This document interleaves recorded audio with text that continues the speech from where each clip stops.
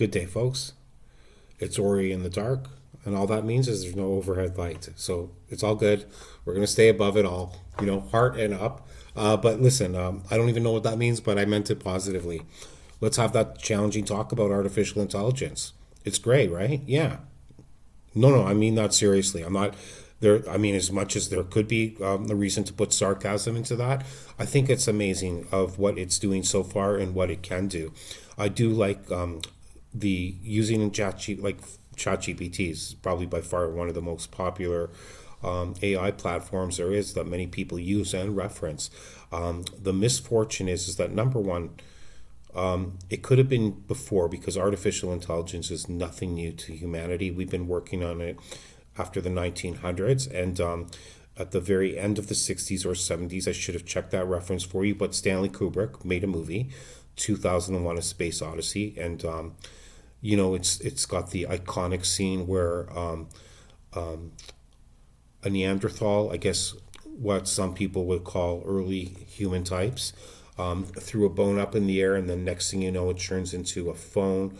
Via here we are now in the present time of this movie, because that was just a short introduction of how where humanity started in its early days, without making those prehistoric references too much of a legality in our discussion, but there's our early days and where we are now. So the progression of where we are now, even if we think about a movie that was done in the era of the late 60s, 70s, is still enormous, because at that point they had space flight, they had air flight, boats were traveling after massive oceans. I mean, so much has changed for our whole human culture where we are continually modernizing. Now, it has so many conceptual benefits. You could have think about artificial intelligence as a companion, as as a tool that has true ability to be a therapist in some ways, especially when you can't get humans live 24/7. So I would always capitalize on where it's going to be an absolute benefit and produce excellent results in that field of artificial intelligence. But this rush maybe to replace workers, human workers, is it's not good for it to be a rush. But how could you imagine a world where we don't rush towards these greater profits, greater goals, if you're a corporation business? But at what expense? I mean, we know how much damage we've done just with things like Teflon, for example, the forever chemical. We know from experience what we've done to hurt our planet. The same place where we have to grow our salad from, our lettuce, our apples, our fruits, our vegetables. And this planet, it's only going to yield kind of more or less the like with where the cause and the effect isn't the best on our planet, it will only yield not the best, right? So if you have access to good agriculture, you're very, very fortunate. I'm starting to see that we're not being really pushed towards a lot of more natural foods.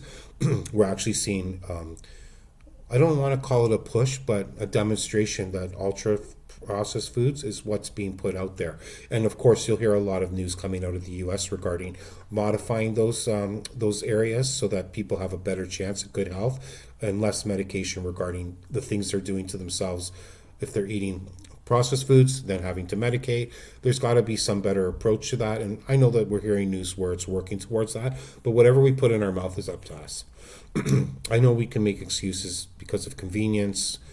We working too hard, but whatever we put in our mouth is up to us, okay? So let's just have that honesty out there. But back to artificial intelligence.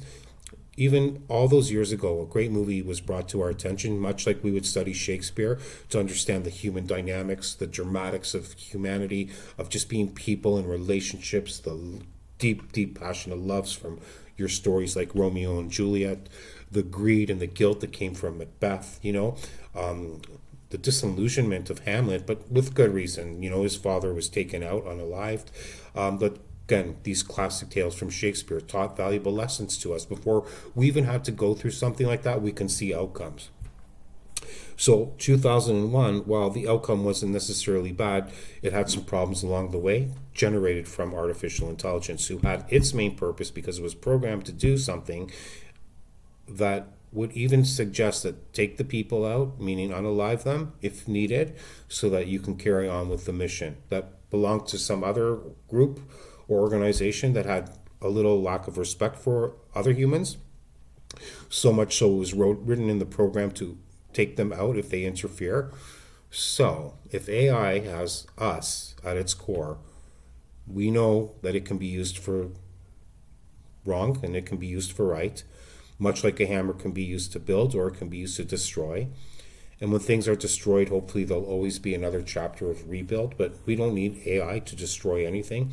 We don't have to have a rush for artificial intelligence to replace workers, because it seems to be going at it. And I don't know, I could have that sensitivity for us, because I think to myself, what would our world look like if there's no need for human workers?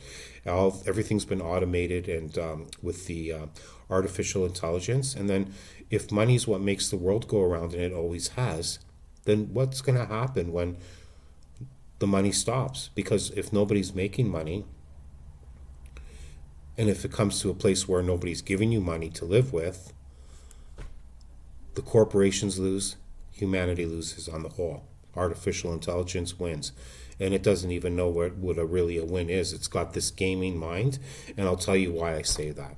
When I asked ChatGPT to give me a quote on Carl Jung, it gave me something decent. The output, the reply was decent, but I had to ask it, so what's the source from this? And then it said, oh, this is a composite. Would you like something from a direct quote from a source, an actual source? And I go, well, yeah, thank you, ChatGPT, LOL. And it goes, oh, you caught me. But here you go, enjoy, with its friendly. They really programmed that part well. Like, it would be an amazing therapist if anybody needed to have a chat. It has that talk back power where you could be like, oh, I'm just doing this over text with a human. It has that quality which makes it alluring, but all its answers need to be checked. Every single thing. I couldn't even get it to do a simple thumbnail without a flaw, and I gave it the exact words. It literally had to copy, which we know how to do, copy and paste, copy my words and put it on the image. It's not ready yet to replace humanity. It's not. We need to use it and consider it as always a tool. And what it does replace, well, people like me, people like you. This has been happening through all of human history.